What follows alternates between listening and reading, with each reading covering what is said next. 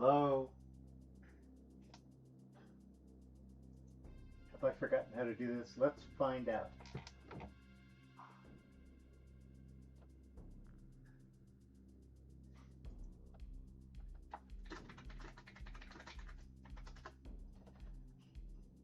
Am I here? Am I visible? Am I audible?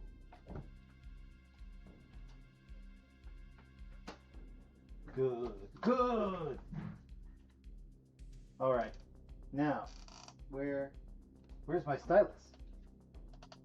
That's going to be important. There we go.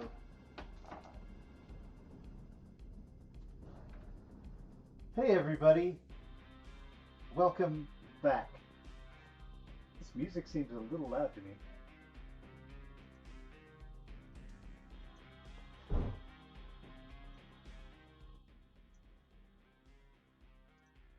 Alright, I'm here. I had a birthday once too.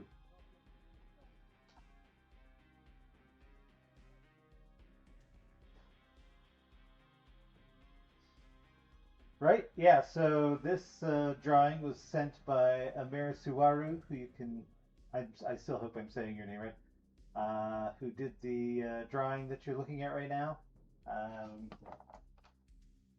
And they've commissioned, it's a birthday commission. They've commissioned a birthday commission based on their original character, who is Sin Nombre, or No Name, who we can see right here on the left, holding the Boo Boo Bear magazine. Who doesn't like Boo Boo Bear magazine? Who does like Boo Boo Bear magazine? I do. Alright, let's look at the other reference I've got here, just to refresh my memory.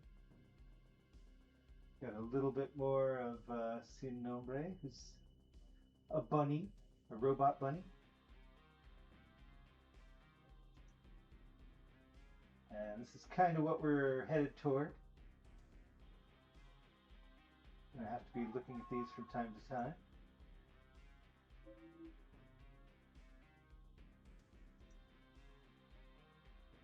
Classic. Another classic. I'm very curious as to what these numbers mean in the eyes.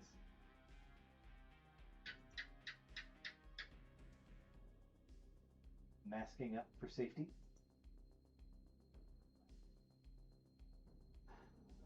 Very nice. Oop. Always pressing the wrong thing.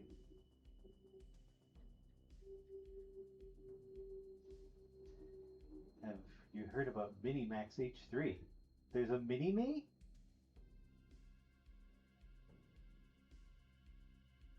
Well, happy birthday to you, Amerisuwaru.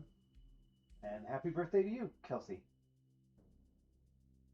You know, they say if you get like 25 people in the same room, they're almost guaranteed that 2 of them will have the same birthday. I don't know the math on that, but that's what they say. It was Funny Man Timmy. Yeah, I gotta change this to live chat, or I tend to miss things.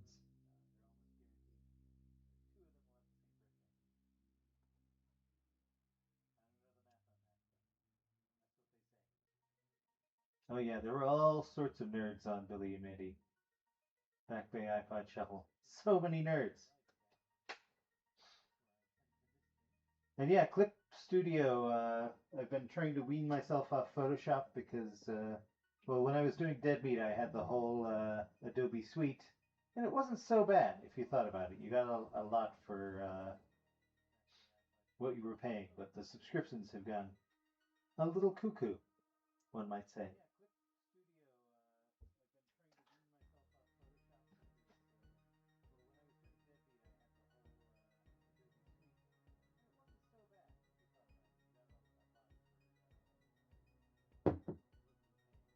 Fall birthdays, rise up! Alright. You know, let me actually grab this thing. Just for easy peasy reference. And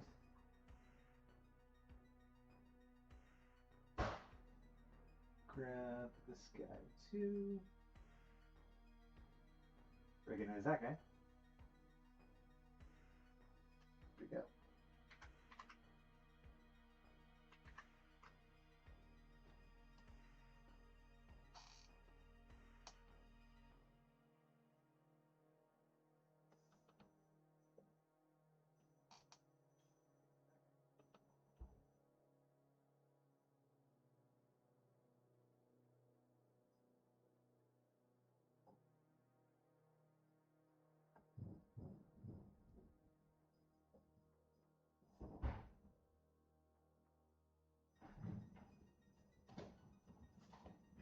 How were we able to get Louis Anderson on Billy and Mandy?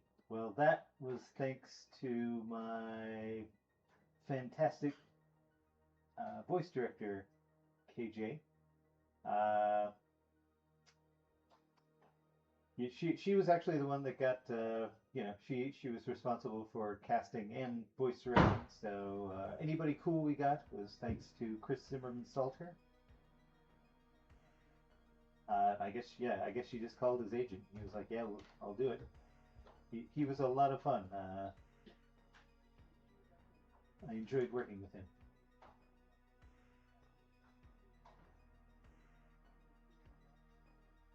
Oh, Minimax sounds like a D-bag. I'm not going to be using Minimax.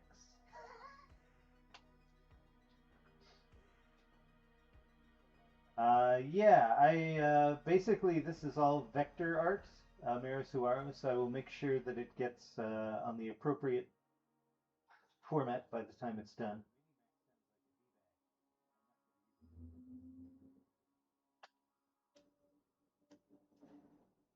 Fun fact, Back Bay iPod Shuffle.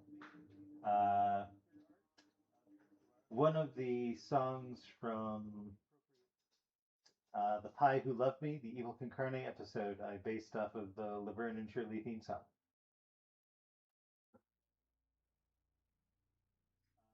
Yeah, I can turn up my audio. Yeah, it's this microphone is a little fussy, so if I'm not looking right at it, let me see. Check my.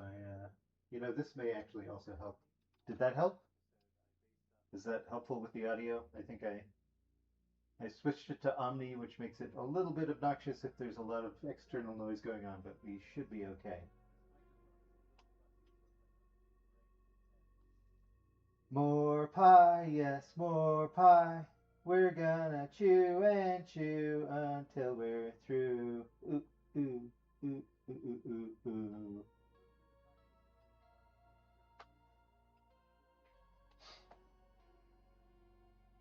More or less okay is somewhat acceptable. I'll turn it up a little bit though. Hello? Yeah, I'm a soft talker, so unless I start screaming, which you never know, I might. Yeah, Kelsey, I'm looking forward very much to more four-legged Mandy for sure.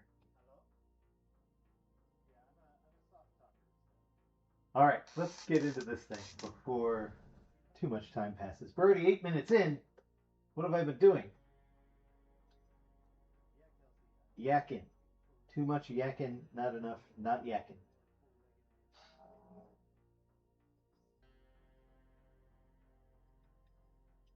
Let's get a little pretty blue. All right. Uh-huh, uh-huh. Probably take one more look at this thing, so...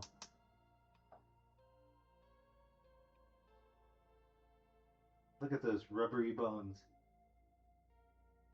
If only my bones were so rubbery. Alright, so we got Grimm's body, Sin Nombre's face.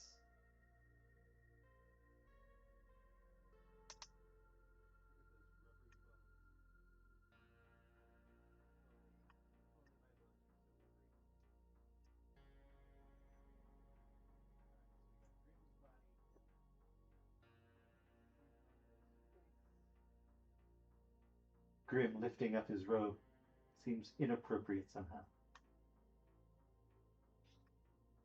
Look at me body.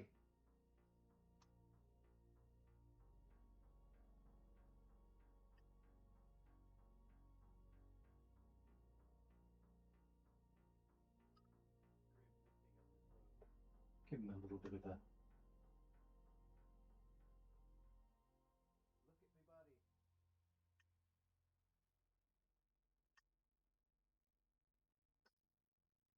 Oops.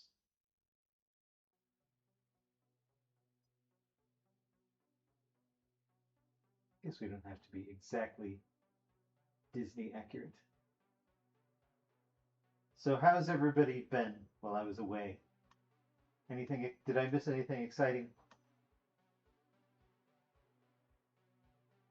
I was in El Salvador for my wife's abuelita's 100th birthday. It's the only 100th birthday party I've ever been to.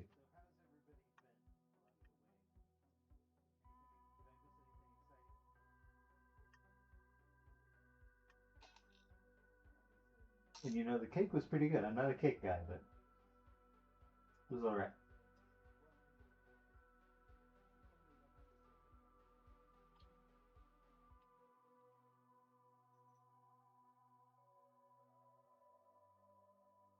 Yeah, Back Bay Jellystone was a lot of fun. We had so many good ideas for another season.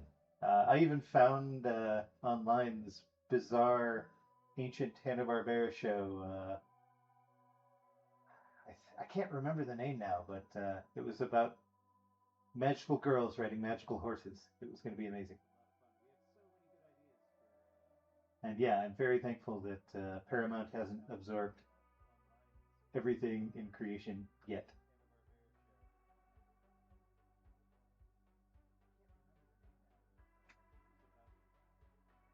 Yeah, Grimm's body. I mean, if you look at the thumbnail for this stream, I don't know if that was ever my model pack or if that was severely off model, but he's so rounded. But I remember it took me a while to get it looking like I wanted to. You know, I wanted to get sort of the majority of the actual bones in the human body cartooned in the style of the show. But I had to decide which bones were, you know, floating and which ones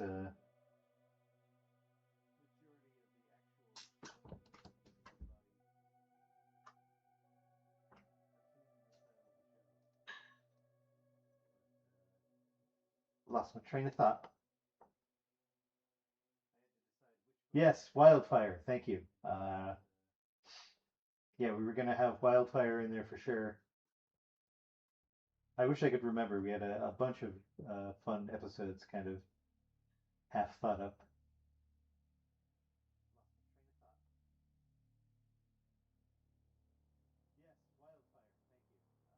Yeah, and as far as sorry, I can hear myself in the background, which is a little distracting. Maybe I can do something about that.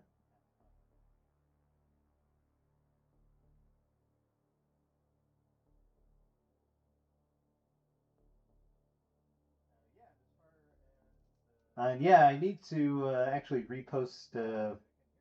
CH Greenblatt posted on his Instagram some artwork from our pitch for Daffy and Porky Monster Hunter show we were working on. It was sort of half.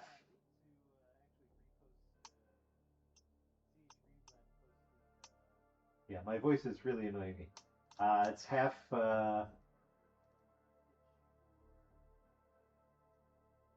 Acme Monster Stompers Miami. That Acme Monster Stompers Miami was the name of the show, and it was sort of Daffy and Porky were these two, I guess, kind of Men in Black like agents who worked for Acme, and they were fighting monsters, and Acme would supply them with all their gear.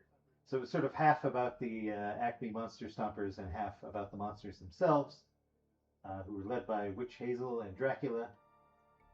But we had a lot of fun, rarely used Warner Brothers characters on there.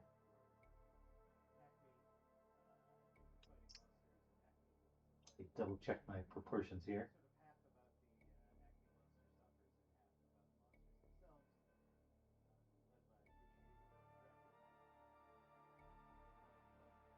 He's okay. He's a little tall, maybe, but that was another thing, was getting the on the show, getting the proportions, robed and unrobed, to be consistent. Because when he's robed, he doesn't really even have any anatomy to worry about, which is always nice.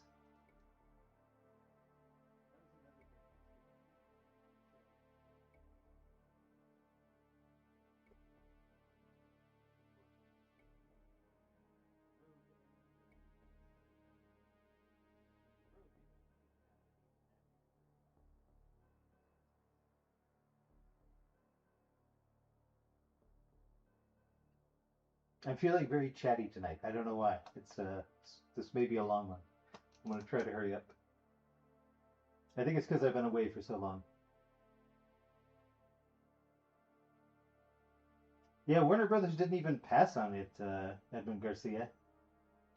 It's just, it was unfortunately something we were working on, just kind of on the side, right as the pandemic hit. Like literally right as the pandemic hit. I can remember,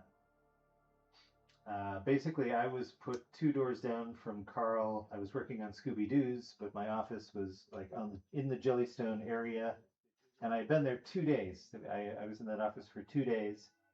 We'd been working on the project for on and off for a few weeks, but we were right next to each other, so I was excited to really dive into it. And I remember I was having some phone discussion and just watching the news on my phone, and I was like, man, this is not good. And I had brought in a bunch of succulents from my garden at home because I had so many succulents. And I brought in a bunch of trimmings just to leave for other people to take. And the next day, I came into work with, rubber gloves and a mask because that's where we were at that point. And my line producer came in for the Scooby-Doo's, and he was like, "Really? Rubber gloves?" And I was like, "Yeah, man. Like, do you not know what's happening?" And he was like, "What's happening?" Just came out of nowhere. And after that, it was all working at home. So it just sort of faded into the background. And now, of course, Warner Brothers is in contention once again. So, Amerisuaru, I'm excited to see Coyote versus Acme. Yeah, that was kind of going on at the same time as we were working on our thing. They were, of course, much further into their project. But I'm glad it's finally being released and hasn't just been buried like so many things were. Alright, let's get... I've got to figure out where No Name's face goes in here. No Name down here.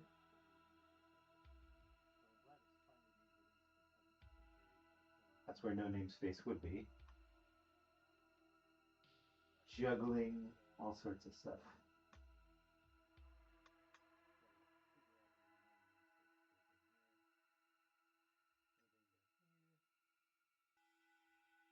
Classic Powerpuff arms.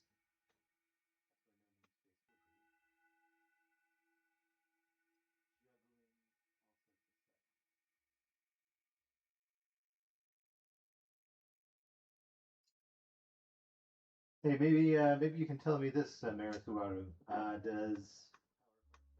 Does this panel mean anything? There's sort of that kind of thing going on, but is it a readout?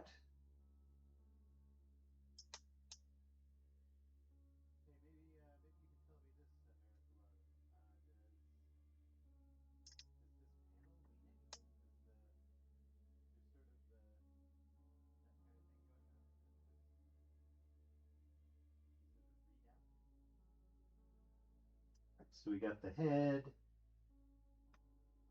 We got Hector Concarne's tank, which we're going to put right there. Let me see. Yeah.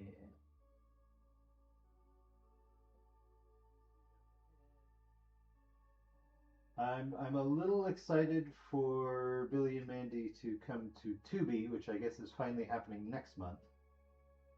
Let's throw a little Hector in here.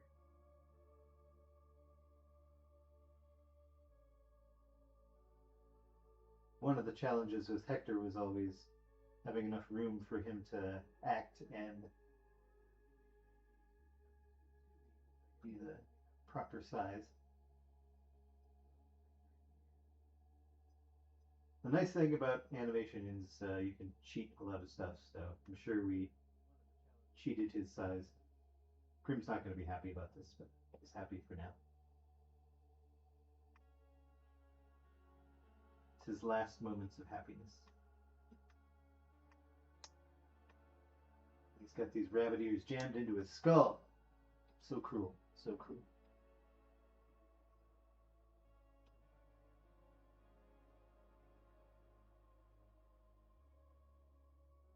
So many stories we didn't get a chance to tell with Billy and Mandy. We never had furry Grim. What is Grim's persona? We never found out.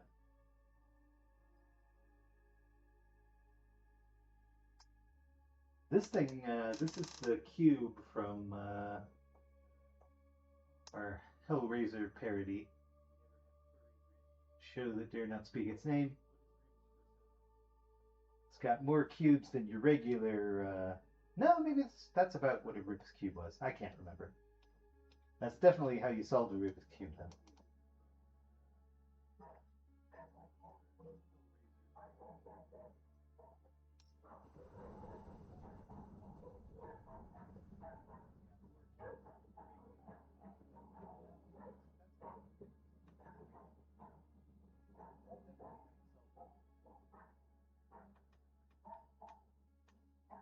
Alright, so we got the juggling, the rabbit ears.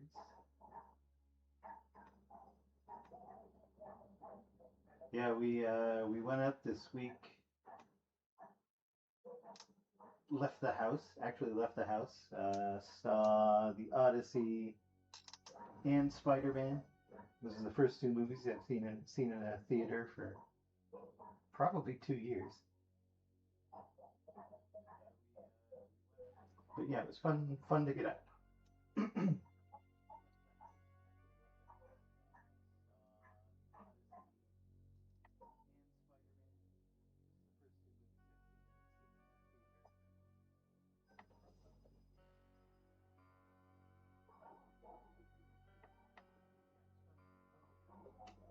Let's figure out this robe real quick like.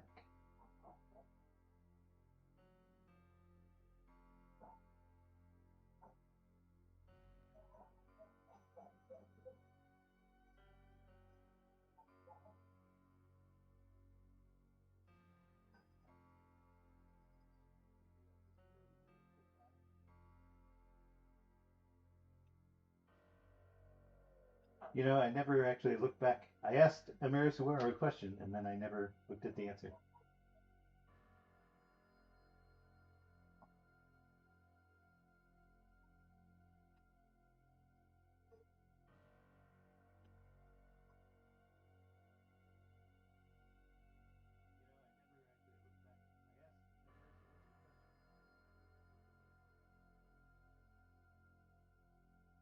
Oh yeah, thanks, Amerisuara. Yeah, Hillbilly was a fun episode.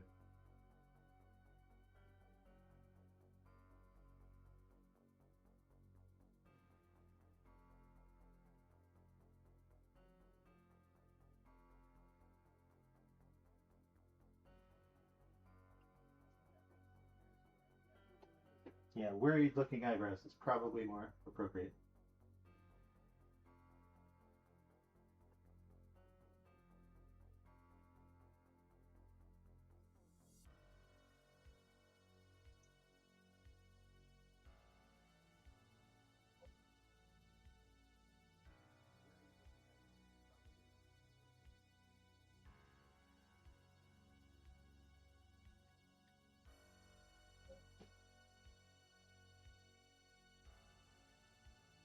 Who among the characters would be the one who believes a Rubik's Cube is a relic left by aliens? I mean, there's any number of characters who might believe that. Definitely Billy's in there somewhere. Seems like something Puddin would do, honestly.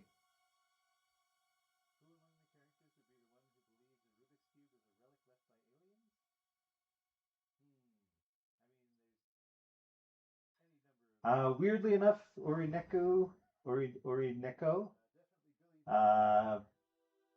they never actually said anything about the Hellraiser reference at all.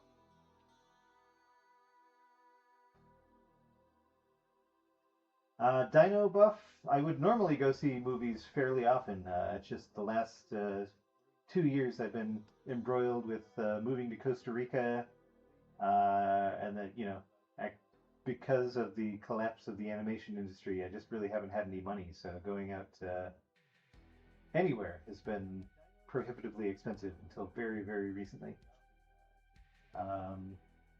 Another thing that's happened in the last couple of weeks, in case you guys didn't hear, is I'm working again. I'm working for some YouTubers.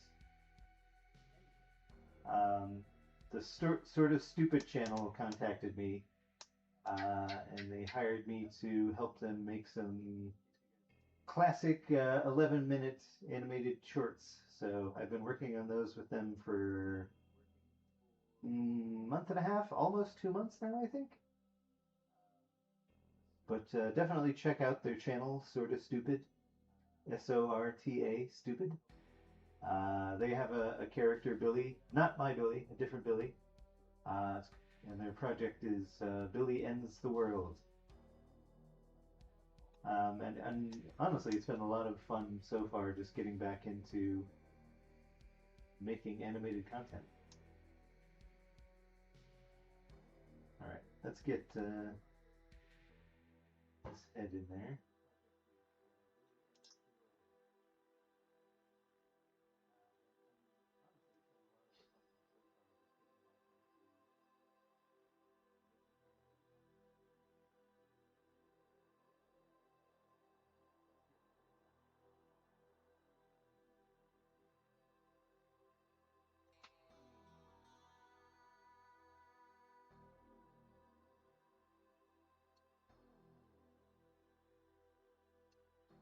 I got the White Bat audio music going on in the background, which has been kind to me so far, with one small exception where there was some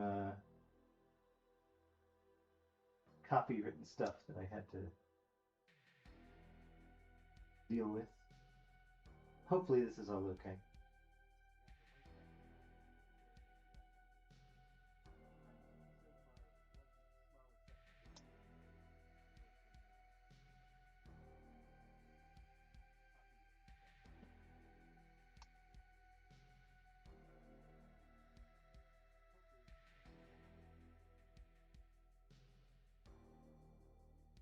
I'm gonna have to look at my own old drawing. I can't remember. Did Grimm have Flintstone's toes, or did he have... Nope, he had 4 toes.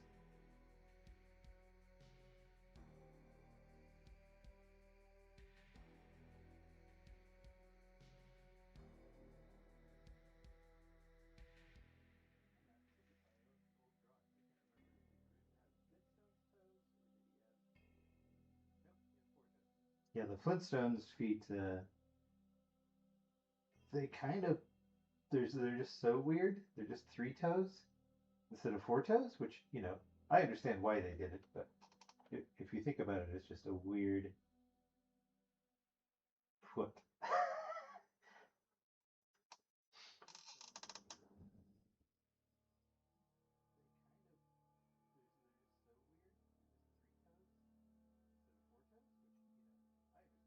How I know it's a little rough right now, but how are we doing so far, Amarasuaru?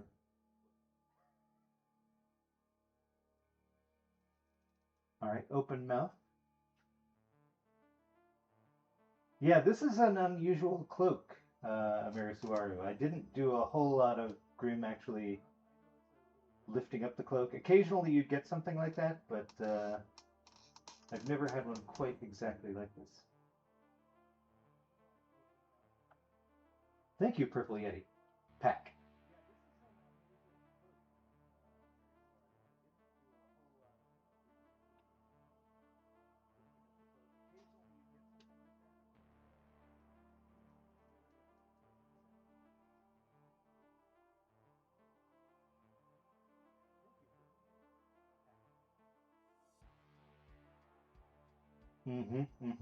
Extra toes.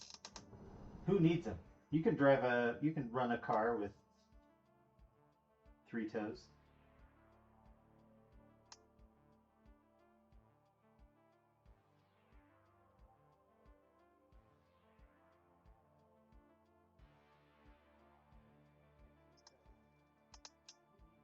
Does No Name have a tongue? Yes. Yes, they do.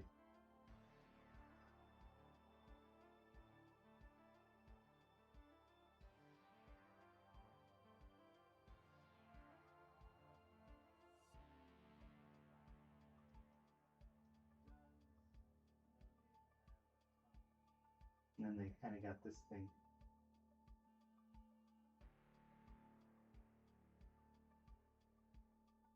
Is that a cracked eye?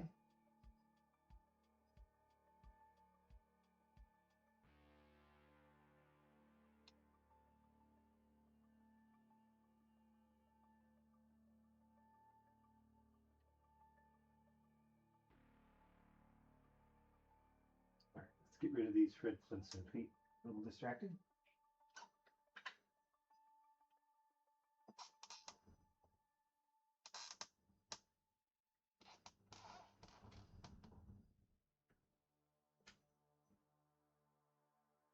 These guys on the same plane, more or less.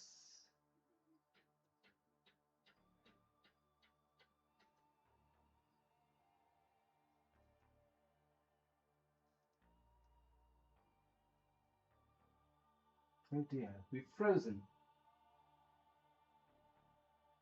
Uh-oh. Okay, there we go. Oof, this is a little janky.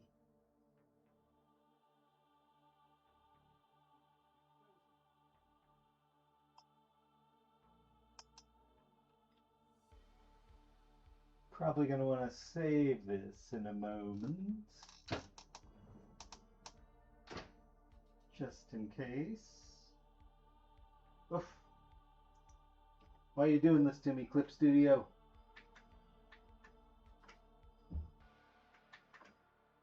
What is happening?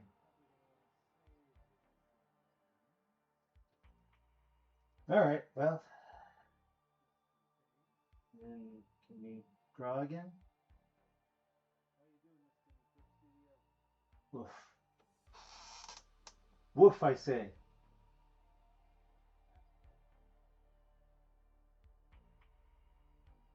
Oh yeah, we'll get to Painful Grim in a moment here. I'm just trying to get him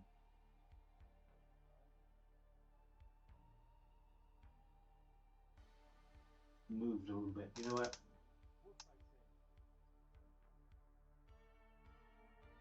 Well, there's a little bit of Billy Ends the World right now.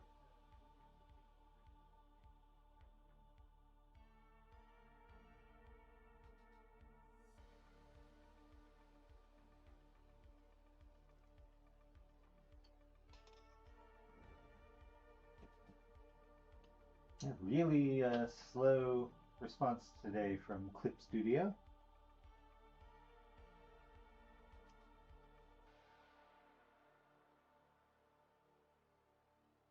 I think most people remember Tom Kenny from The Secret Snake Club, right? That's like his #1 role of all time. Wiggly.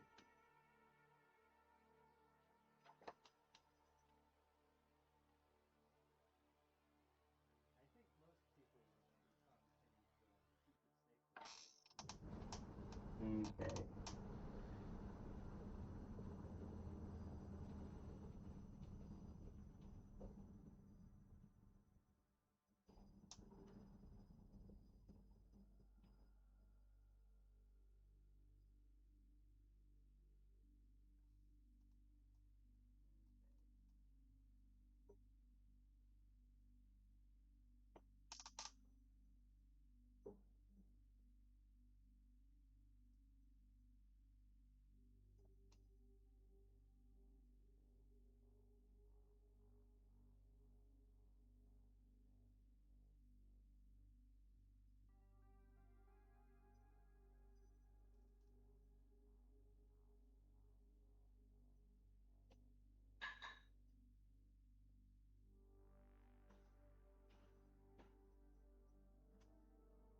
Like he did that SpongeBob thing, but did anybody watch it? I don't know.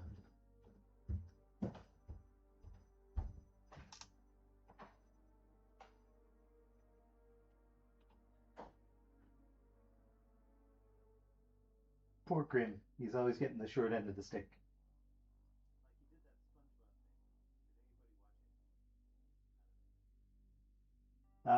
Joshua, this is an original character by Amerisuaru, and it's their birthday.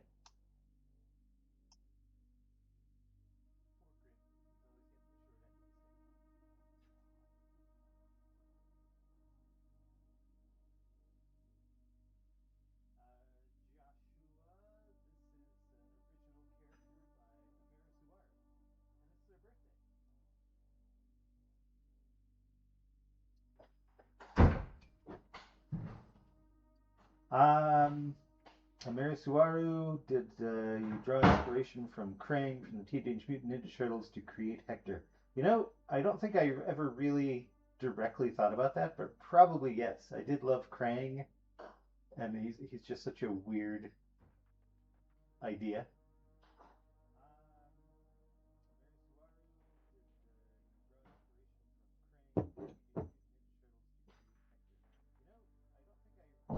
I was deep into Teenage Mutant Ninja Turtles in the probably late 80s.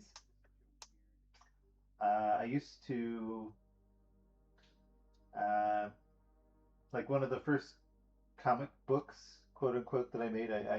Whenever I would do a comic book when I was a kid, I would do like 2 pages and then quit. But there was definitely some sort of animal samurai comic that I tried during that time.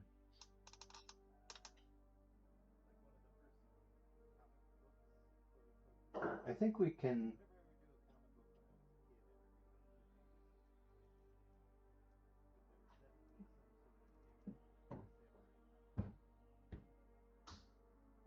Is anything looking off to you, Amerisuaru, before I start getting a little more tight?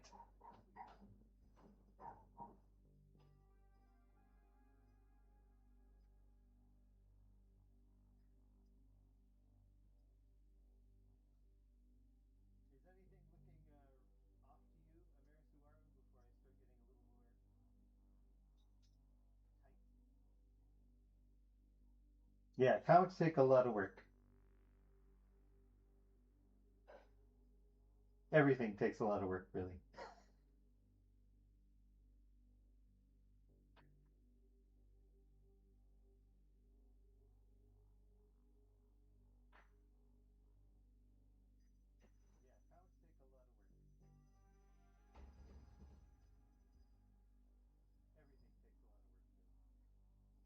Grim is sad, funny man, because he's had rabbit ears jammed into his skull, and he's being juggled. It's the whole thing is a little humiliating. Yeah, can do. One moment, Marisuaru.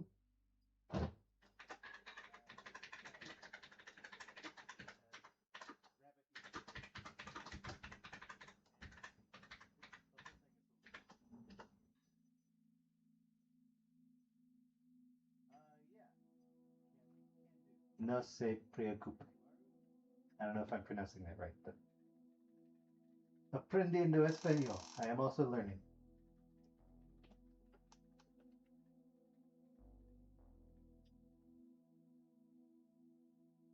Good. Muy bien. I shall continue.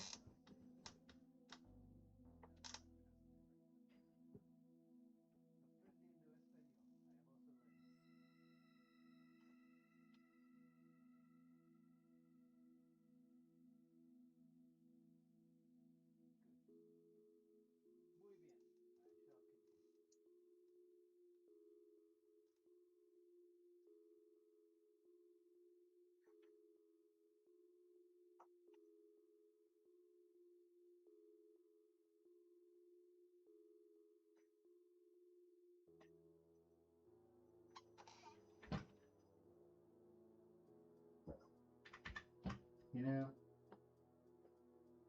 start this.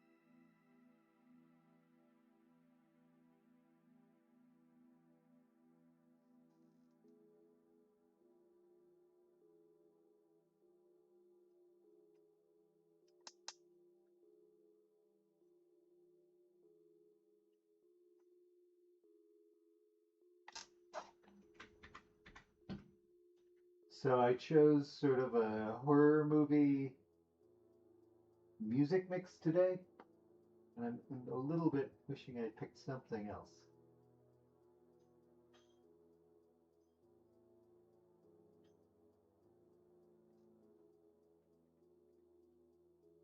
Maybe in a little while here I'll switch it up.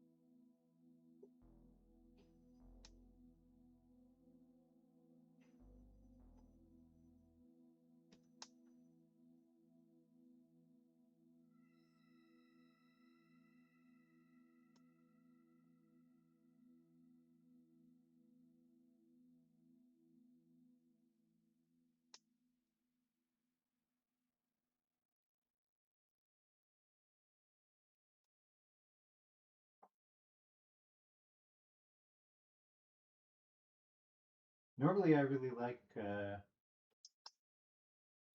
synth horror movie music. This just isn't doing it for me somehow. I don't know if any of you have heard Carpenter Brute. I discovered him during the pandemic era, but his trilogy album, or albums I guess, are pretty great.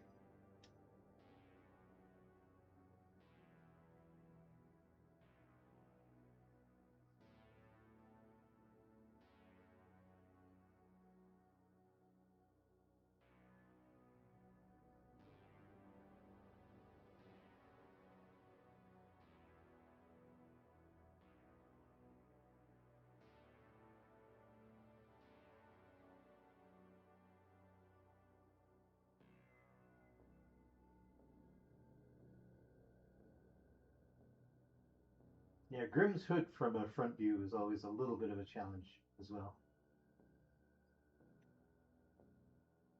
Because you want to be able to see the point on the back of the hood, but in real life you probably wouldn't.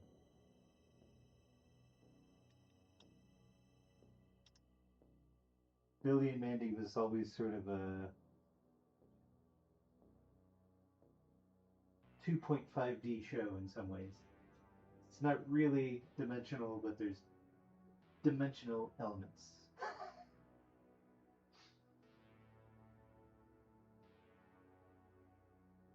Let's go back in here for a moment. Arms.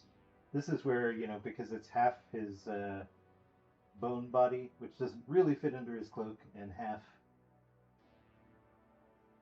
cloak body, I gotta kind of figure out. Getting a lot of lag tonight. Don't like that.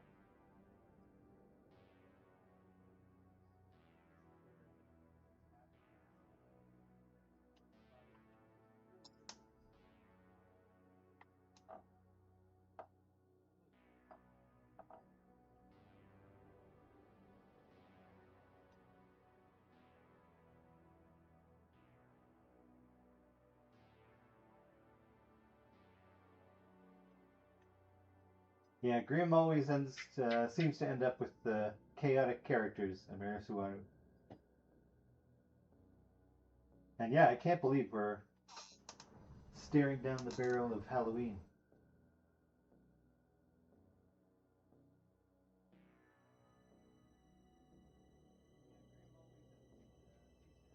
That means I've been here almost a year.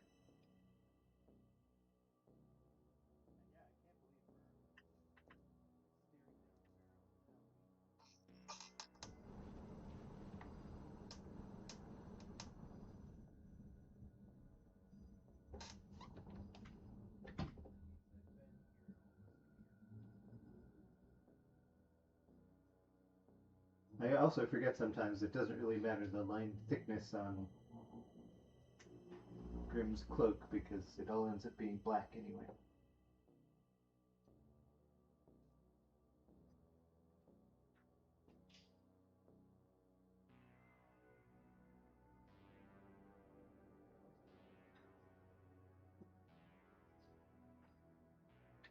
That almost seems a little too thick.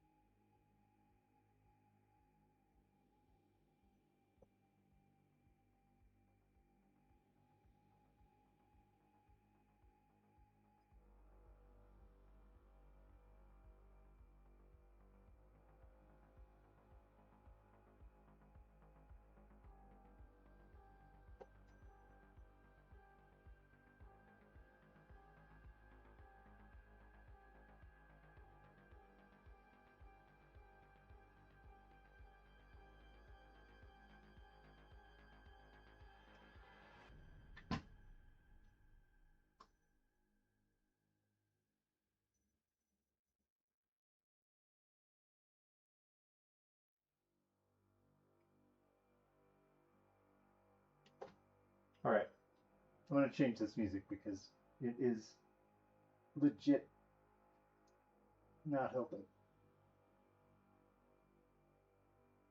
We're gonna go back to John Carpenter style. Still like that audio, but different playlist.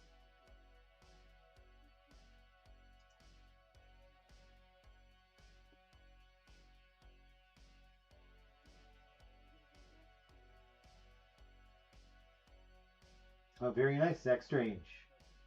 Stanley is a good one. I share my birthday with Rasputin, so there's that.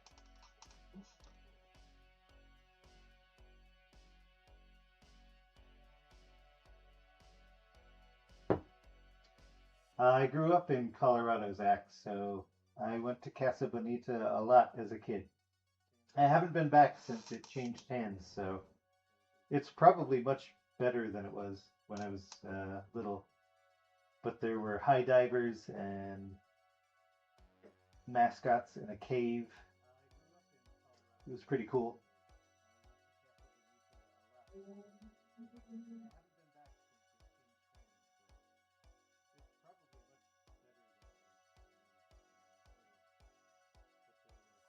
Yeah, Dab GY, where have you been? We've been waiting for you. It's been like 20 of these things already. Get it together.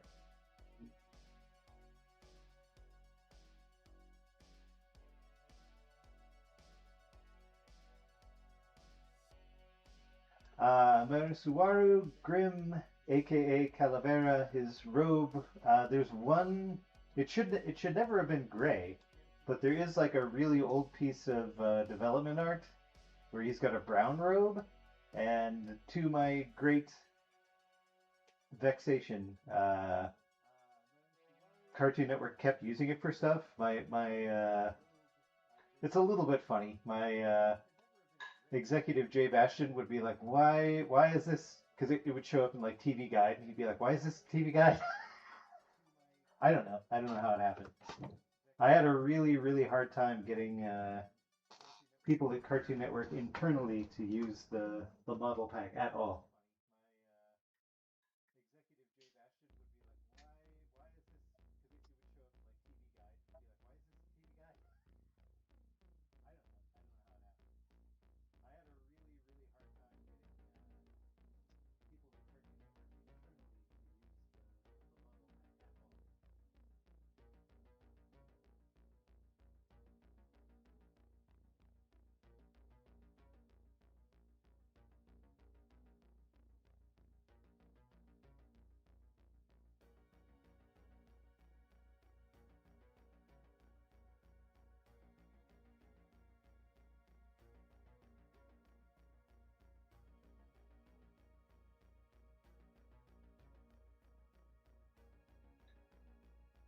I'm getting ready to pitch some new stuff, which I'm excited about.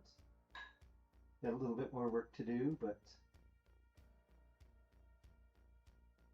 some people on the Patreon were asking for advice and help with their own projects, so I made a little video the other day on Patreon. Just kind of describing how I make an animation Bible.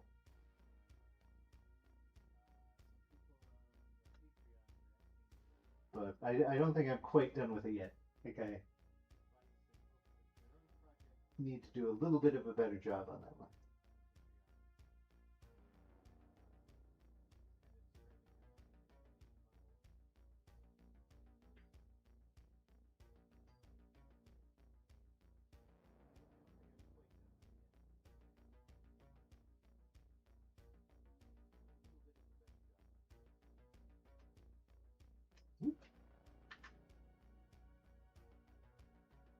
Let's get this done first.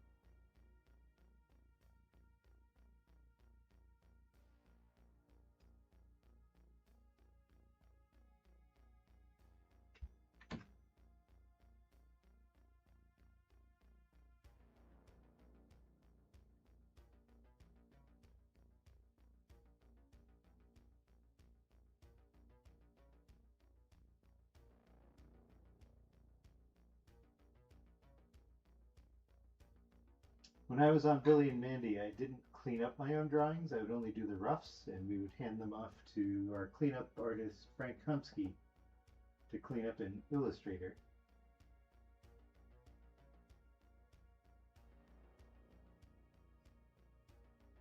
I've already forgotten where I was going with that.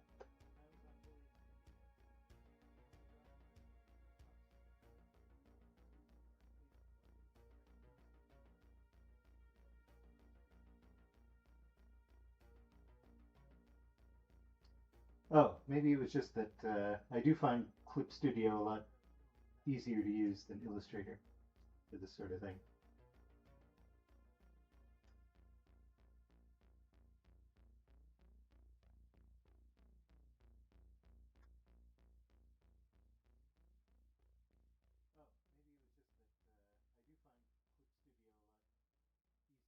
Yeah, I was never really an Illustrator guy.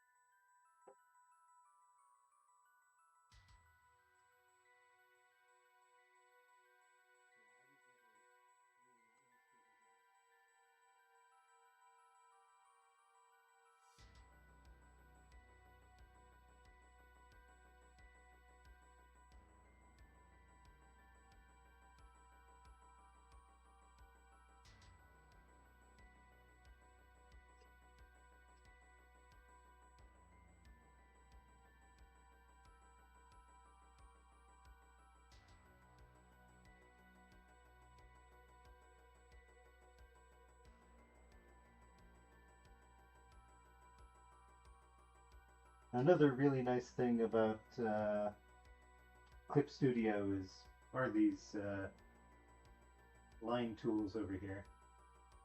When I'm drawing with a pen or pencil, I feel like I've got a lot more control. There's just something about the tactile sensation of drawing on paper that's so nice. But yeah, when I'm drawing on a screen, it's like sometimes it just feels slippery, as though I'm drawing on glass, which I am. But the line tools really kind of help me reclaim some of the control I would have were I drawing on paper.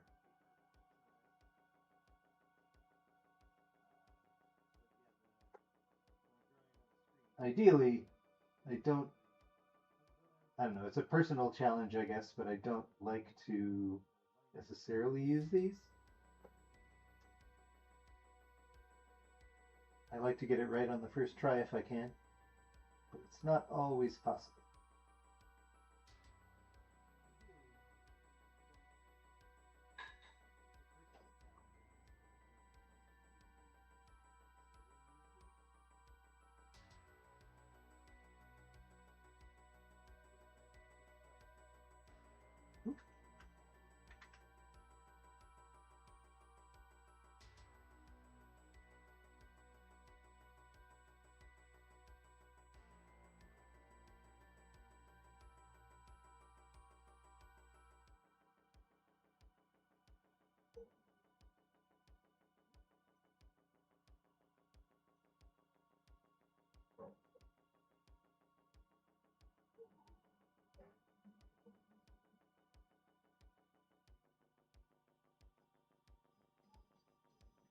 I've potentially got some fun people coming up for Billy and Mandy versus the entertainment industry, but nothing locked down.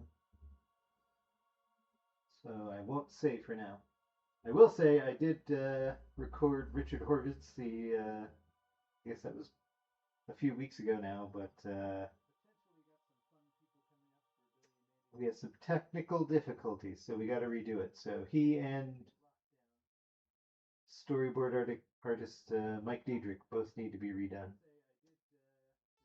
I'm probably due for Mike Diedrich again, because enough time has passed.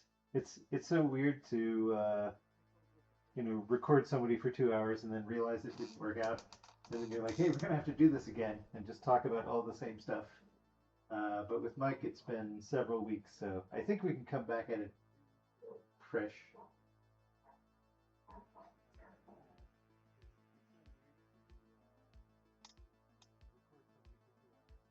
We animators have the memories of goldfish, so it should all be brand new now.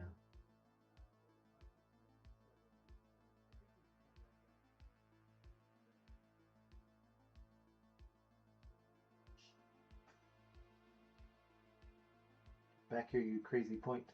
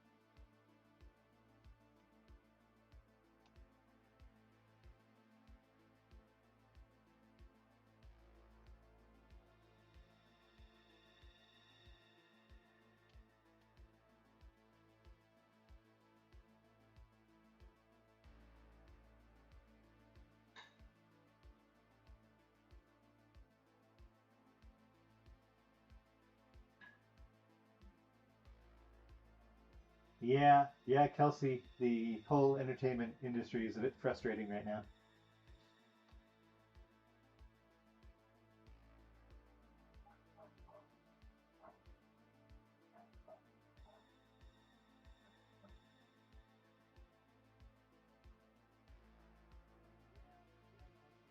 It would be fun to see Galactic Kids Next Door, for sure, Zach.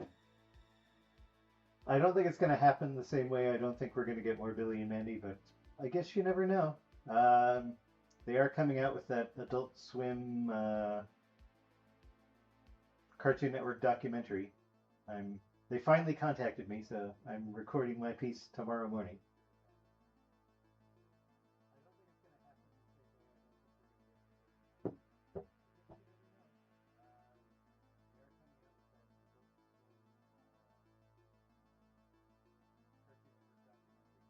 And yeah, Hoy Art, I did contact Bleedman a million years ago, and I was like, hey, do you want to do some designs? This was for Underfist, and he said no, he was happy doing his comics, so good on him. Good on you, Bleedman. Yeah, I love it when people are dedicated to their own stuff, so I do not blame him.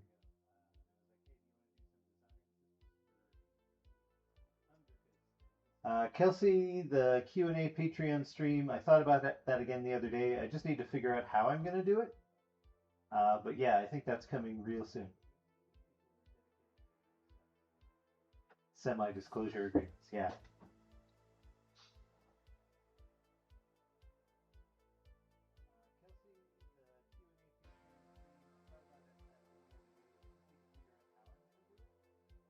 Amiri Subaru says, what do you think about Warner's decision to focus on the 3 series from the 2010 CN era, Adventure Time, Regular Show, and Gumball, instead of investing in more original ideas?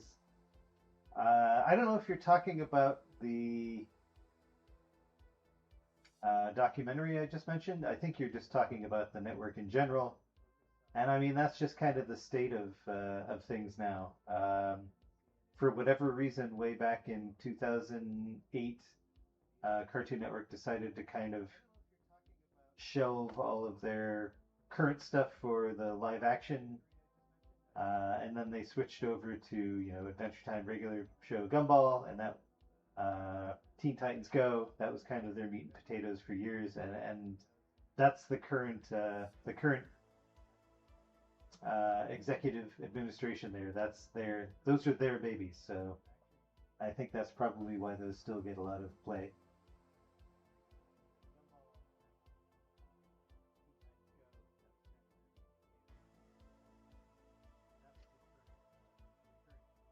Jeff the Spider crying, Christian. Why? Why would he cry? He's got such a good life. Such a good dad.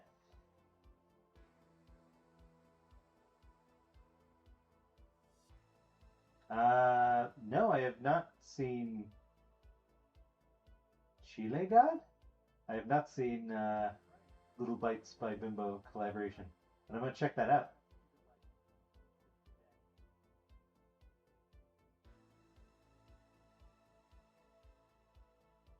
Well, Daniel, I would. There was a time I would have agreed with you that Billy and Mandy did not need to return, but I got a lot of ideas now. It would be fun to revisit it. I think I could do it in a way that respected the original series and introduce some new ideas. Well, Daniel, there was a time I would have agreed with you. Destroy, build, destroy. Yeah.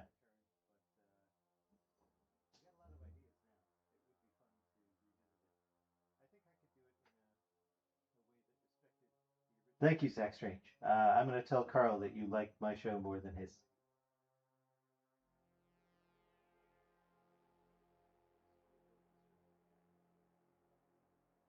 Who did you meet Voltaire? I'm gonna say that that's a when did you meet Voltaire?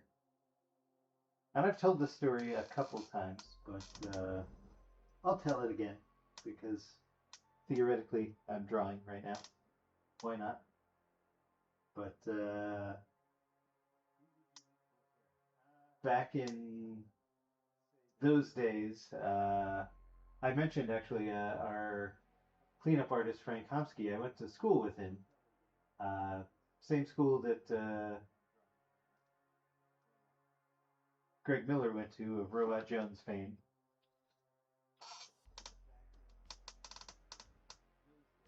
And Frank was actually a woodworking major, and I didn't really know him. This is going to be a more in-depth version of this story than I have told before. But yeah, Frank was a woodworking major, and he looked a lot like this guy named Lars, and I just assumed that they were the same guy.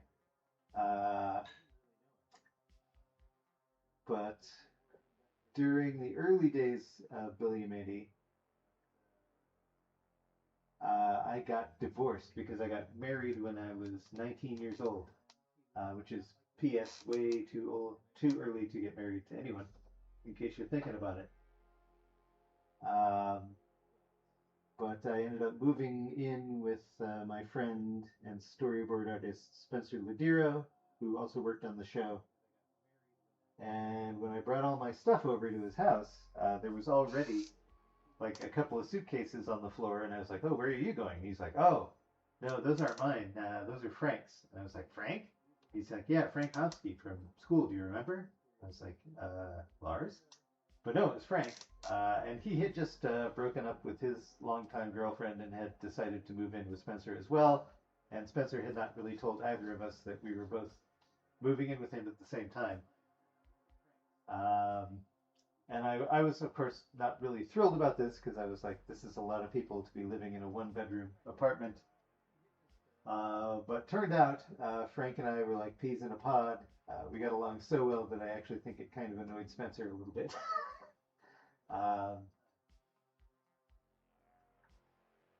But yeah, we became fast friends. Are still good friends to this day. Unfortunately, the industry being what it is, Frank no longer works in animation. He works at Whole Foods in Burbank at the moment. Is looking for more artistic work.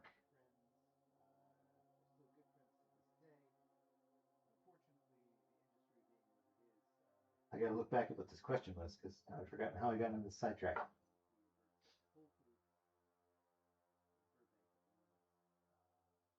Did this start out as How Did I Meet Voltaire? Oh, yes, it did. Yeah, I got way off track. Yeah, so anyway, lived with Frank and Spencer. And then, I'm a workaholic, so I would just be home working all the time. And Frank would be like, we loved the same music, so Frank would always be going out to the goth clubs with these guys from Huntington Beach, and he'd ask me if I wanted to go, and I'd be like, "Nah, I'm busy." But eventually, he talked me into it, and I started going out to the goth clubs. And one night, being the contrarian I was, I would not wear all black. I would just kind of wear whatever I wanted. So I had this red zoot suit, and he was like, "Hey, you want to come out tonight? Because Voltaire's playing." And we were both listening to Voltaire at the time. And I was like, "Hell yeah, I'm going to go see Voltaire." And early days of Billy and Mandy, I was like, "Well, I'm going to see him, and I'm going to ask him if he wants to do some music for the show." Which, chances of that working out for anyone, not great. Like if you just go up to somebody cold, tends to not work out. But I was determined to do it, so we went out, and it turns out Voltaire is really cool. He works his own merchandising booth. It's a bit late in the game for this, but I realized I've done a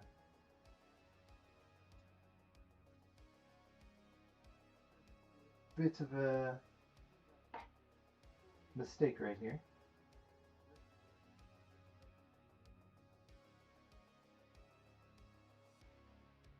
This is where, Clip Studio has not been behaving tonight. Just gonna give that a second. I wonder if there was an update to this? Did something went wrong?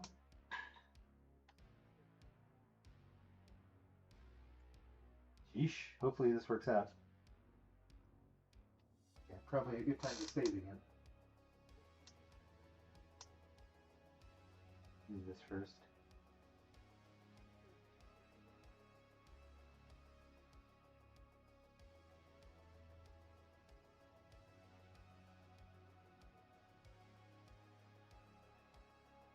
whenever I'm drawing, I always want to be conscious of tangents.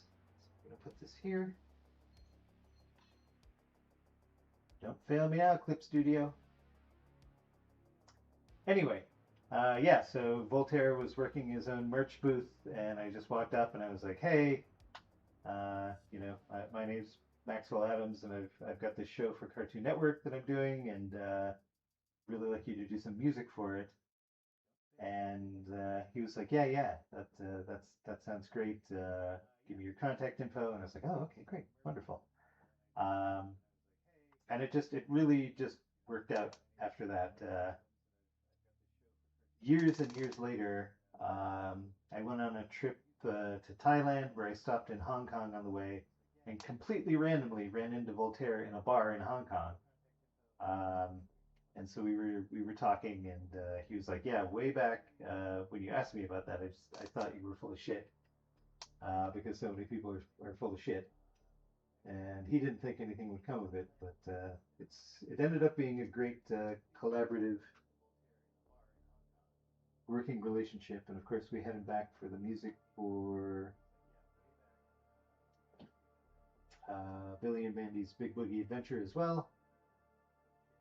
He's a great guy. I do want to get him on Billy and Mandy versus the entertainment industry as soon as possible. He said he's game for it, so it's just a scheduling situation at this point. But yeah, believe it or not, he actually started out as an animator himself. He went to school with Mr. Warburton, so a lot of crossover there, random crossover.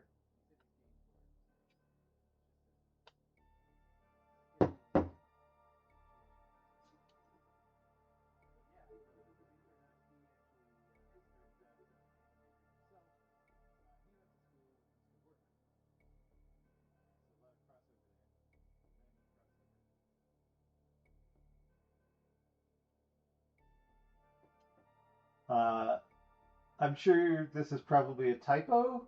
Flickalova returns, but have you ever come up with an idea where Billy and Mandy demonstrate how pupas work? I'm gonna assume that's puppets, but it could be pupas, like insect pupae.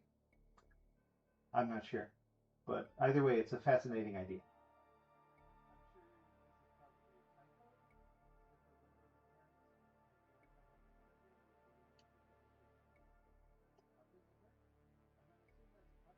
Yeah, we're in 9/11 chat now, I guess.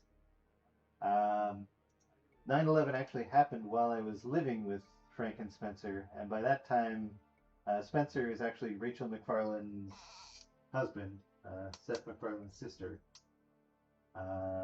Seth used to have an office next to me for a short period of time. But Rachel I knew very well. She was our production coordinator for a while. Wanted to get into voice work, so I gave her, I think, her first shot at voice work, doing Mindy and Eris. But those guys are great. I miss them a lot. They moved out to the East Coast in the U.S. not long ago.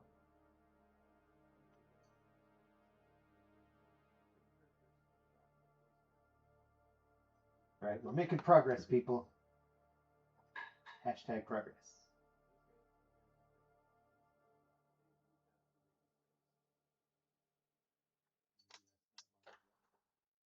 Oh, anyway, yeah, 9/11. That's what we were talking about. So, yeah, of course, horrible. I woke up to Frank knocking on my door, which was not normal because normally you let your roommate sleep.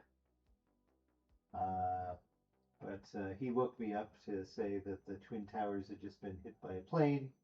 It's the first plane.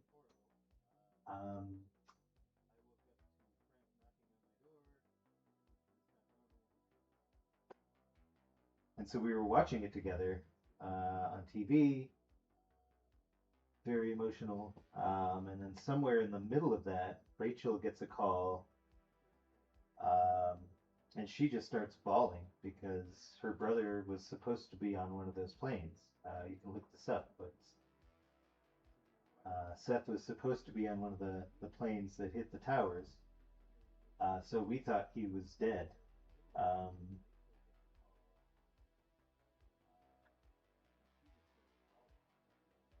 yeah, not great. Um, it's hard to draw and tell the story at the same time. But turned out he had a new secretary,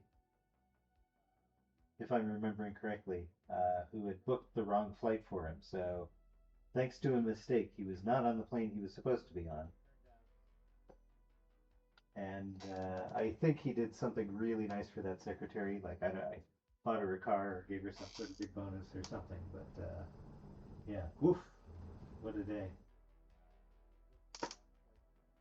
There's another animation, big animation name that was supposed to be on one of those planes too. It might have been Billy West. That's what my brain is telling me, but I could be wrong.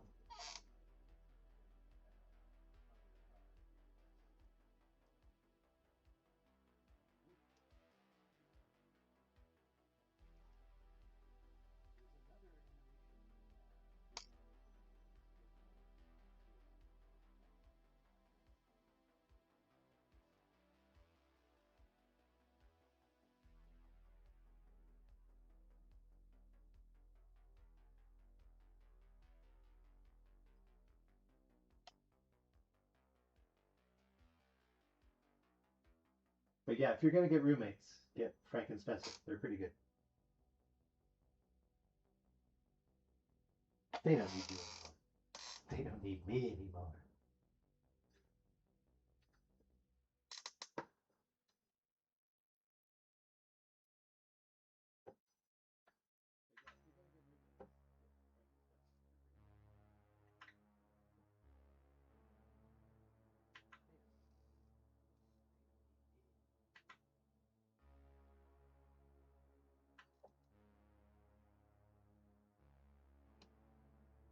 All right, we're getting there. We're getting there.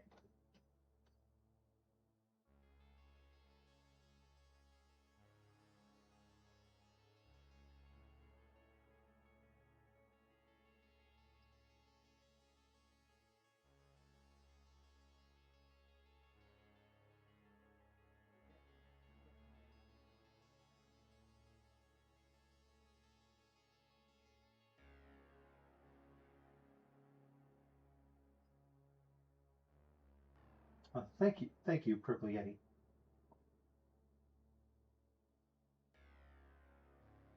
You know, I want to say we did have Henry Winkler on at one point. At the very least, I met him through Chris Zimmerman's Salter.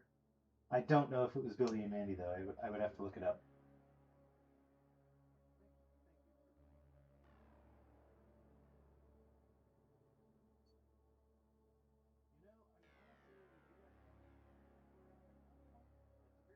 I'm doing good, Digley. How are you doing? Matthew Cricket author. I'm an indie comic writer. Any advice for getting a comic made into a cartoon? I have never actually made a comic into a cartoon, but I will say if you have a comic already, that increases your chances because you've already got a written story with visuals, and at least until recently, executives were more likely to respond to that. The state of the industry being what it is, like I'm out of it right now. Um, Really, nobody's working for the most part. I would say 95% of the animation artists I know are currently unemployed. But as far as pitching stuff goes, I will say if you have something that you've done already that shows what it's supposed to be, and a comic is a great start for that. That definitely increases your chances. If the comic has had any sort of success, that'll multiply your chances. Oh, I won't forget, Amerisuara. I won't forget. Unless I forget, but I won't forget.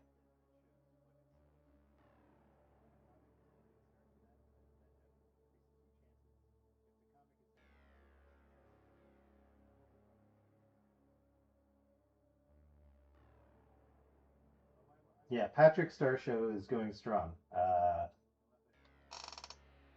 I'm very happy for my friend, multiple friends actually, who work on the Patrick Star Show. From Billy and Mandy, Brett Varon, Julie Hashiguchi work on that show. He was a board artist. She was our supervising director, and Kenny Pittenger, who was the showrunner. He's also great. So I'm very happy for those guys.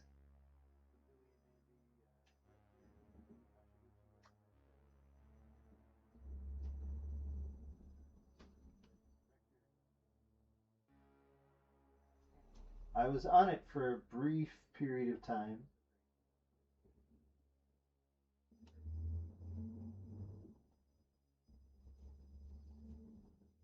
With Brett, we were both supervising directors, I think. I think that was our title. But I left to go to Jellystone. And Jellystone was a lot of fun, but I should have remembered that WB doesn't love to pick up its own shows. So it was much more likely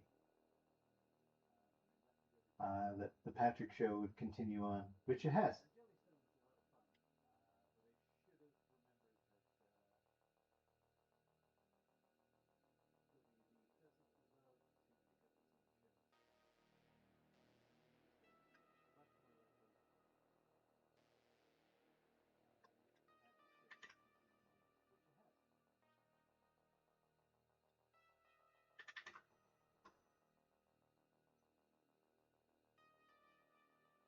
All right, save this real quick.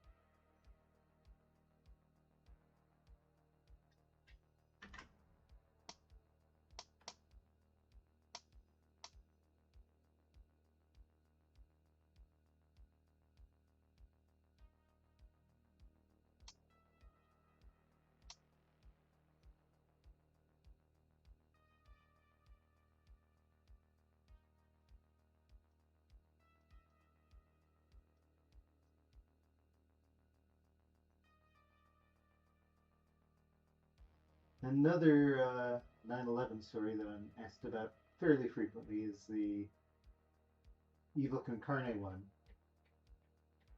where in Greg Miller's storyboard for The Smell of Evil, we actually had people jumping out of the Twin Towers. And of course, once 9/11 happened, we had to go back and correct that. And somehow the media got wind of it. I really don't know how. And it didn't, it wasn't a big deal because it had, like, the footage wasn't even done. It was just a revision we had to do. But somehow it made it into some magazine or something. And this was the first time I realized you couldn't really trust the media because it didn't, it legit wasn't a big deal.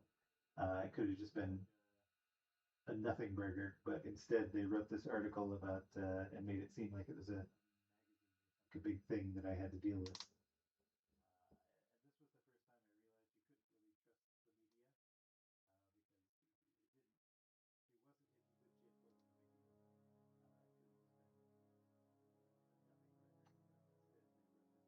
Oops, what's going on here? Better to do this, I think.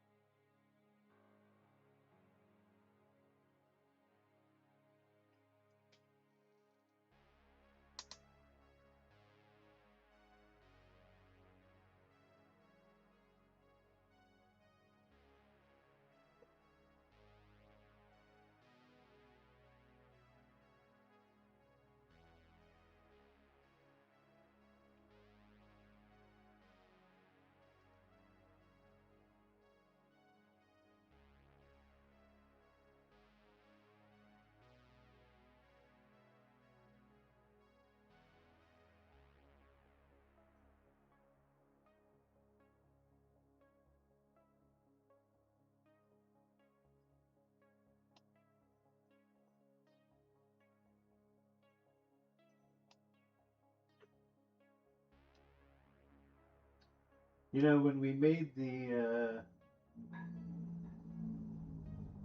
Hellraiser episode of Billy and Mandy, I actually hadn't really even seen Hellraiser. Like I knew what it was, but I hadn't actually seen the movie for whatever reason.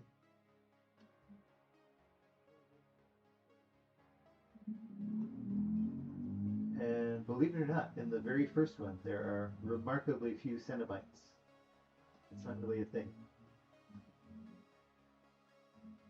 I don't know how it got so big. I mean, I guess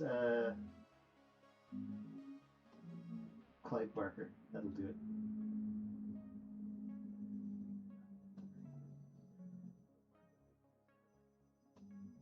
I do remember reading a Clive Barker book in college,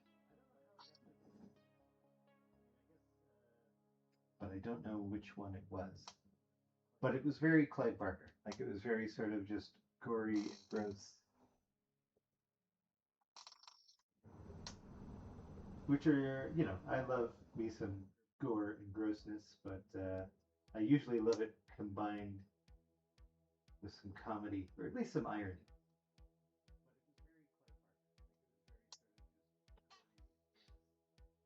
Do you all have any favorite horror movies?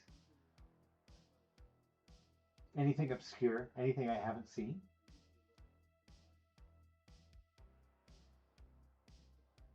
This would be a good coloring book, Video James.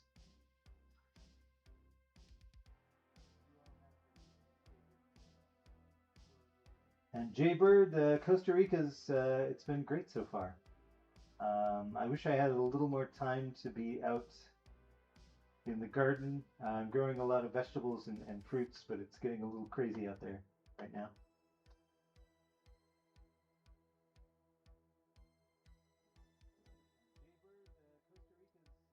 Roberto, yeah, I'm jazzed for Dune Part 3. I wish Denis were making the whole series. Like I would love to get to God Emperor Dune. Like what a crazy movie that would be. But you know, how fun that we've gotten this far.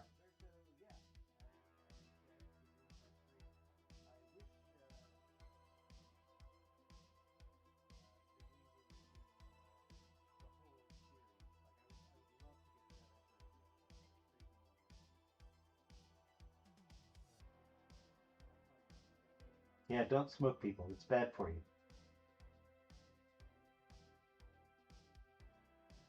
Tucker and Dale versus Evil is fun for sure. I've seen that one.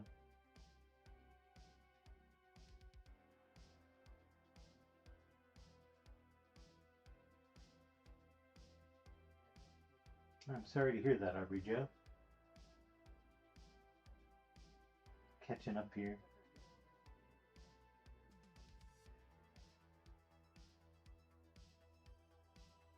I have not heard of that game, Christian. I'm gonna look into that for sure. And yeah, I haven't seen the back rooms yet.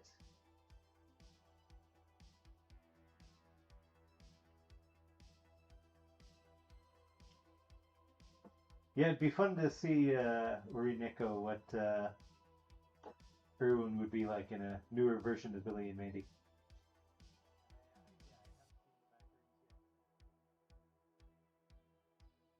Yeah, sure, Shirlikin. Yeah, that's kind of what keeps me from watching the new Evil Dead.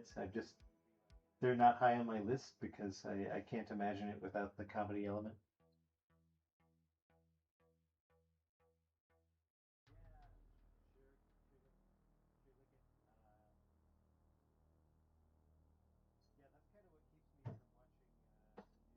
Yeah, Slither was great. That's a movie that is both gross and weird.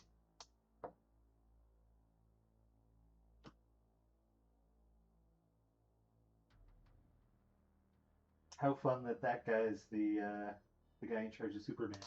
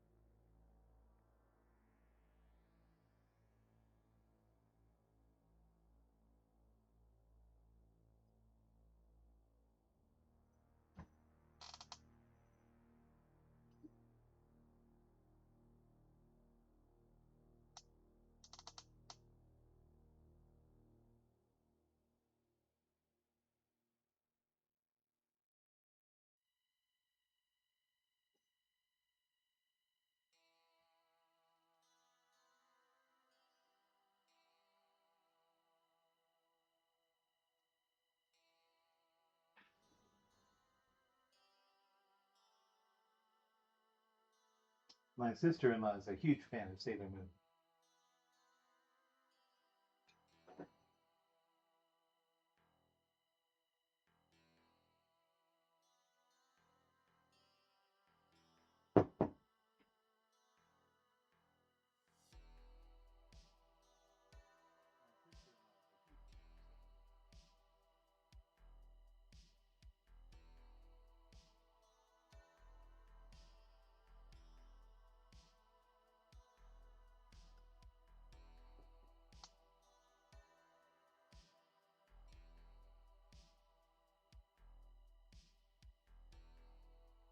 Me, though, I don't need no Sailor Moon.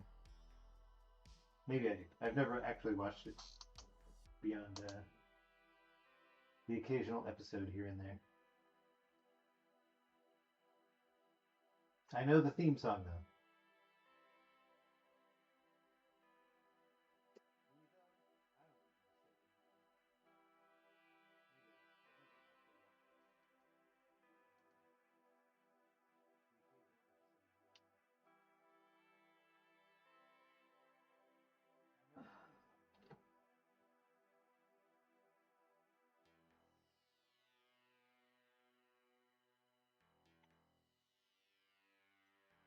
I'm going to take Amerisuwaru's advice and type out a question here.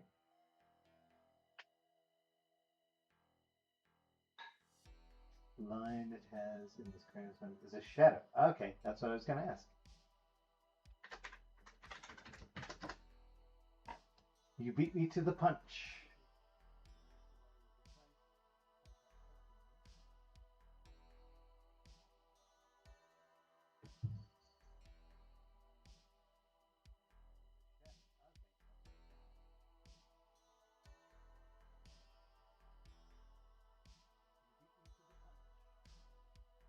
Hey, thanks, Coop Animates. I think we've only done 1 or 2 behind-the-scenes videos for Billy and Mandy, so that means it was either the first season DVD or Big Boogie Adventure. But now that Billy and Mandy's coming out on Tubi next month, September, my plan is to do some unofficial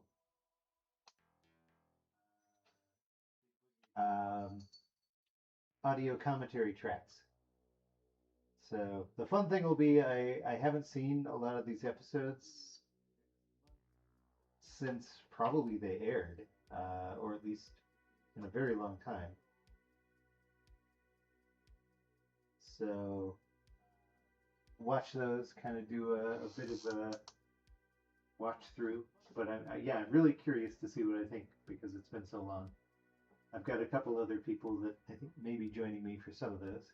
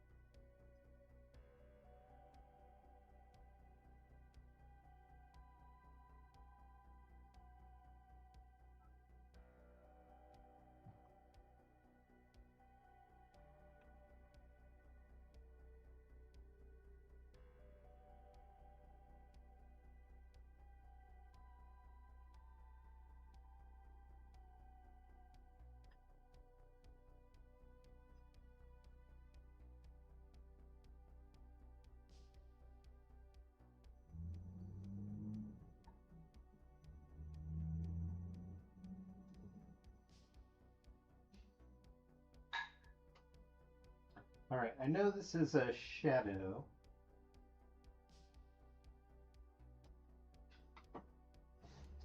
There is a little bit of gur in there. I see it.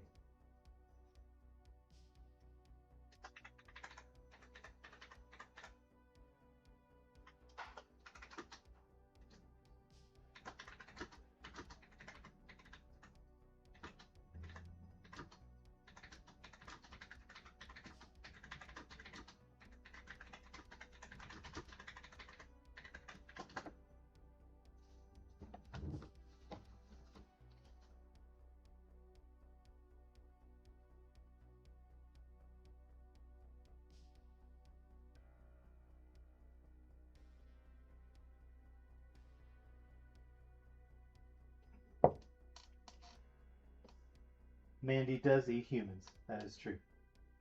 Can't deny that.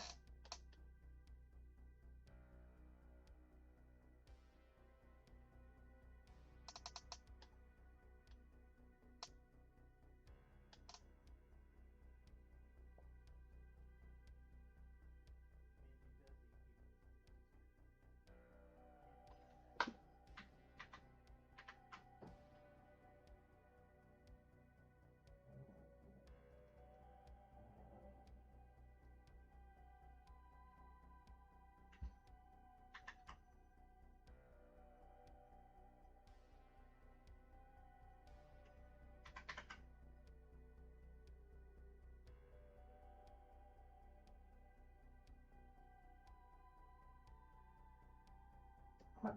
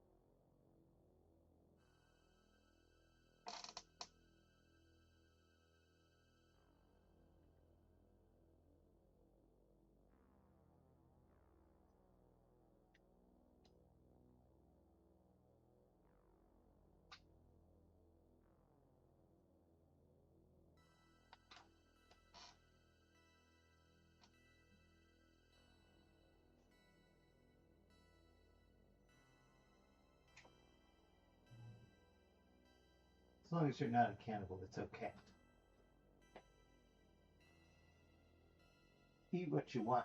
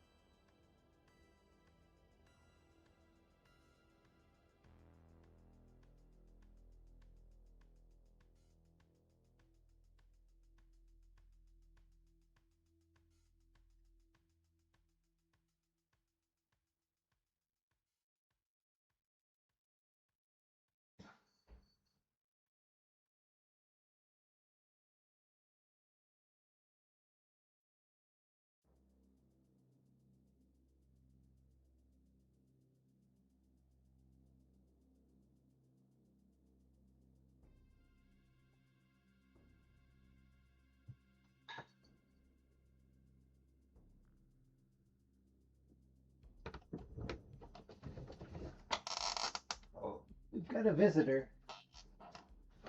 It's Freya.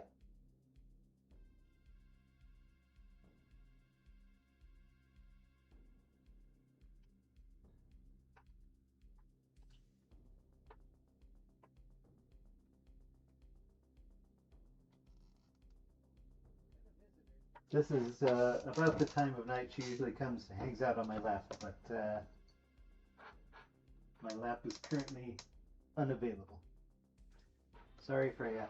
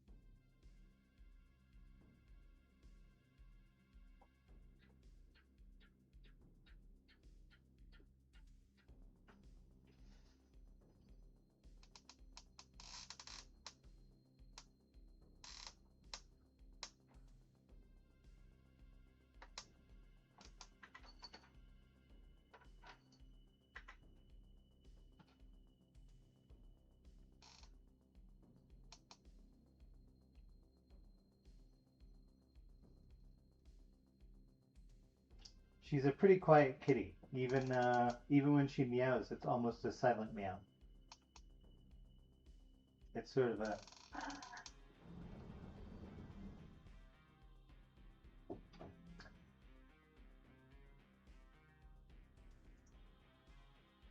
all right. How are we looking here? I think we're almost done. I got a little bit of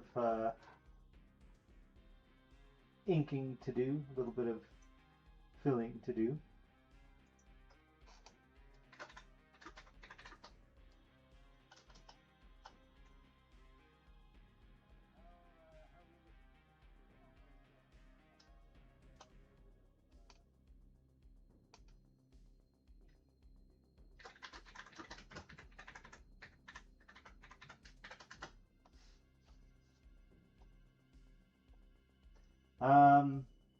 Yeah, okay.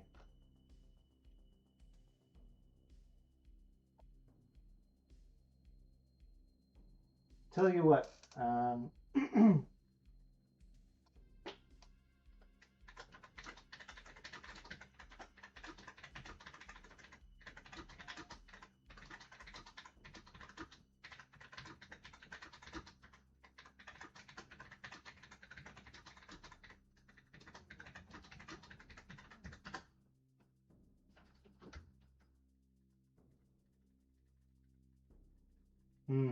yeah, where they open their mouth and no noise or very little noise comes out.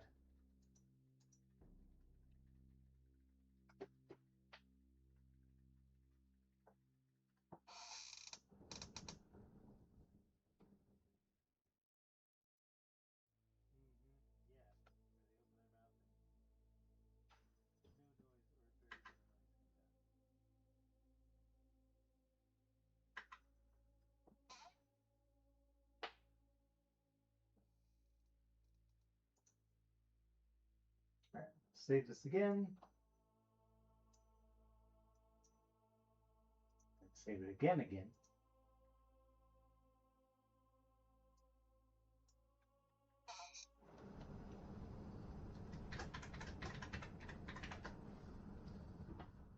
And I'm going to collapse all these layers. Let me make sure that I'm not doing anything stupid.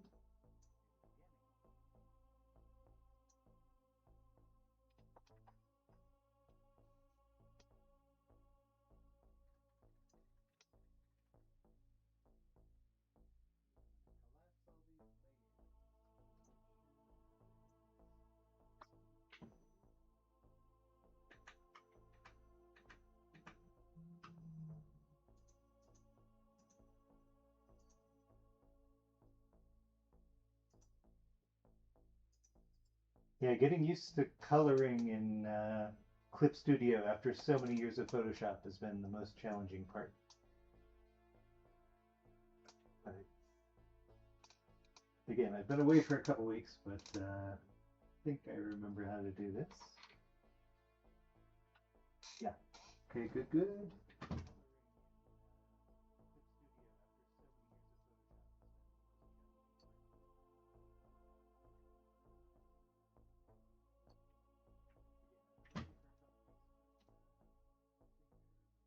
Oh, even though my lap is unavailable, it has been taken.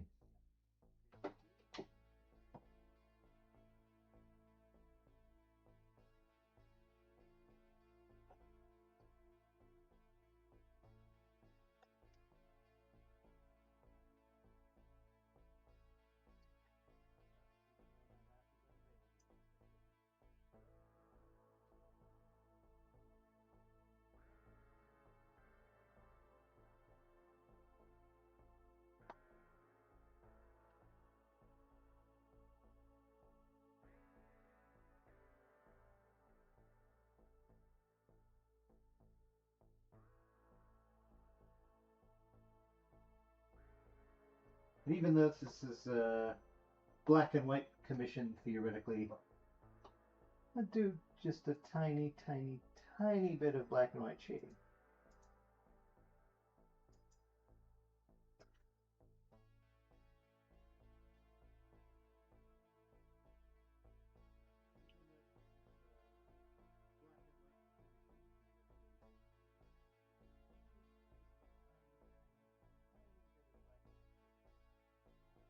Oops.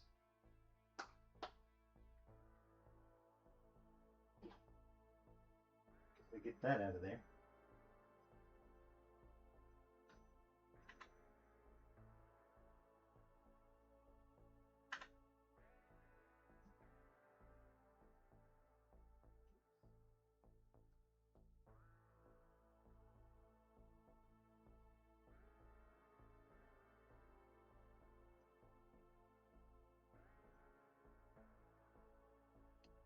Right, so we got that. This. Don't want to go too crazy on the shading, but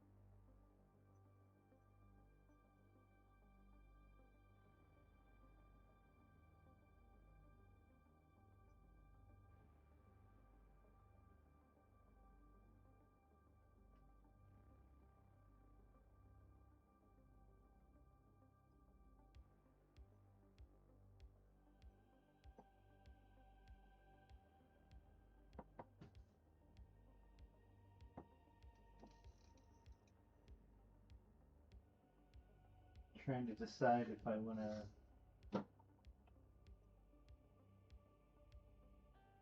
I really don't want to use more than 3 tones because I feel like that's about. It's about where I want to be.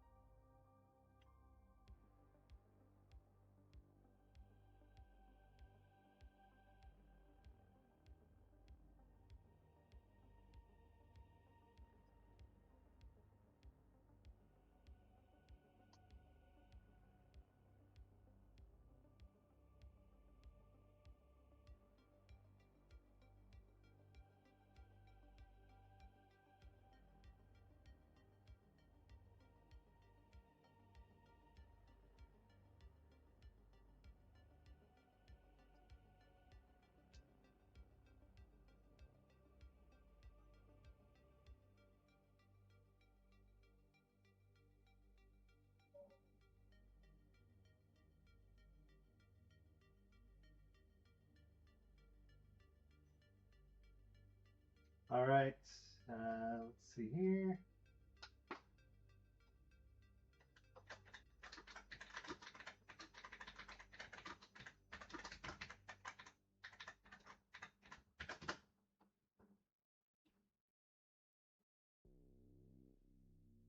It's not spooky season already. Oh, if it's spooky. Oh, my chair. I hate this chair so much. It's broken and it keeps sinking and getting shorter. But now there's a cat on my lap, so I don't dare move.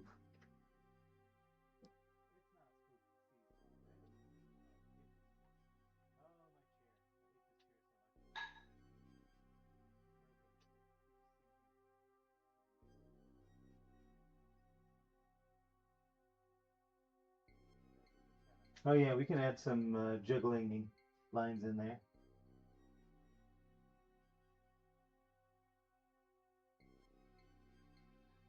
Good point.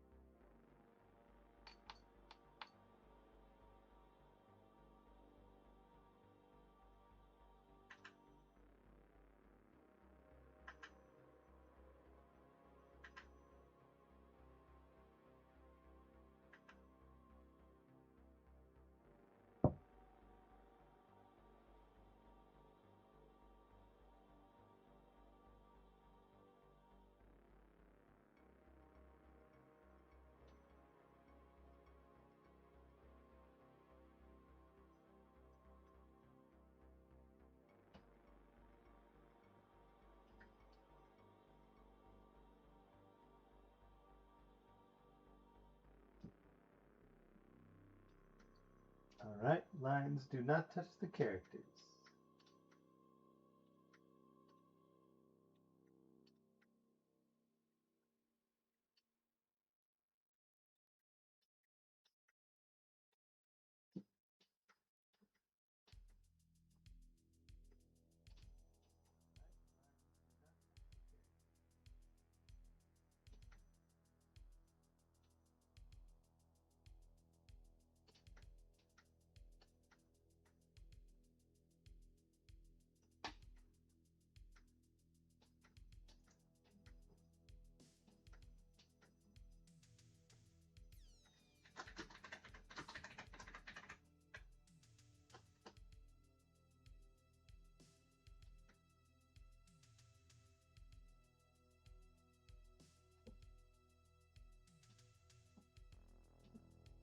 Nova Green Sox, that would have been a great episode for a new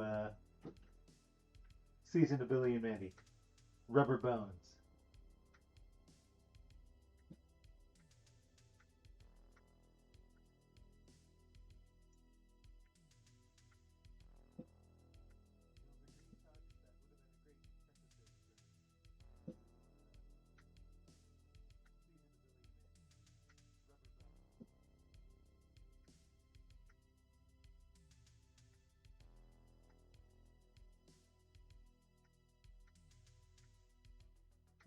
Yeah, we have 4 cats, Shirlikin, and they all have their own personalities, of course, but one is definitely very dense and loves to use you as a springboard when she jumps onto or off of you.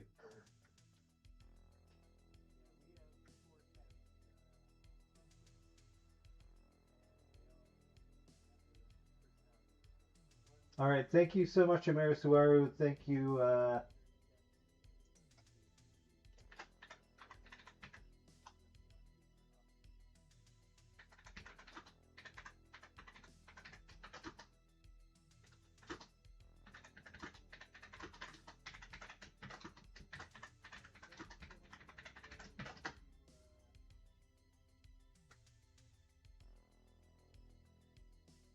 Yeah, thank you so much, Amerisuaru. Happy birthday.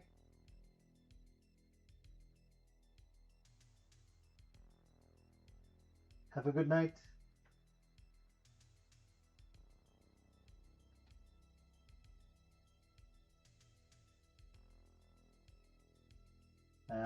File compatible with Krita. Shouldn't be a problem. Yeah, I will do my signature right now. I may end up moving it before you see it again, but get it on there.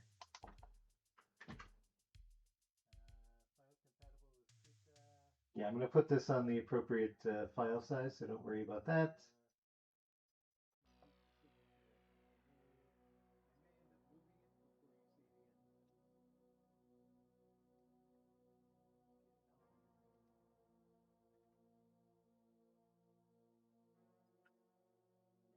2026. What world is this that we live in?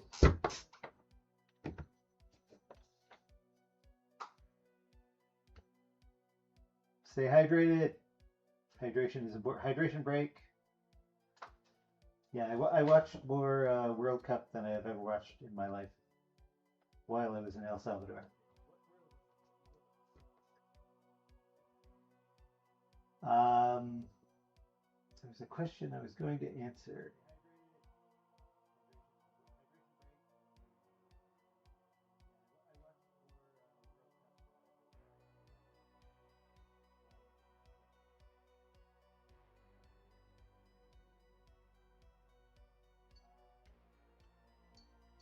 Yeah, we're about to wrap this up, I think. Thanks for coming, everybody.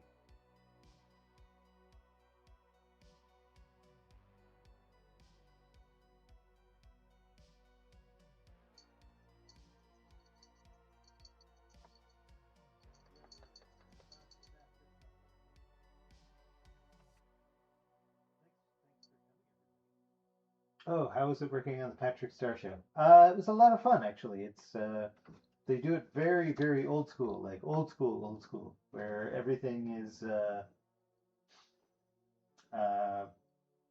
done as though it were pre 2000. So all the timing is done on exposure sheets. They actually do animatics, which you didn't really do before that point, generally. But everything's timed out on sheets. The boards are really detailed. They basically do layouts on the board. But yeah, the people running it are very cool. There's a lot of creative freedom. It would have been fun to continue working on it. All right, I guess I should go, eat dinner, take care of this poor cat. Let's see if we can coax her out one last time. Oh. All right, say goodnight, Freya.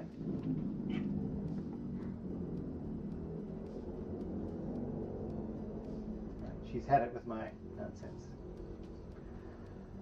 Okay, good night, everybody. Thanks again, Amerisuaru, if you watch this later, and I will see you guys next week. All right. Peace.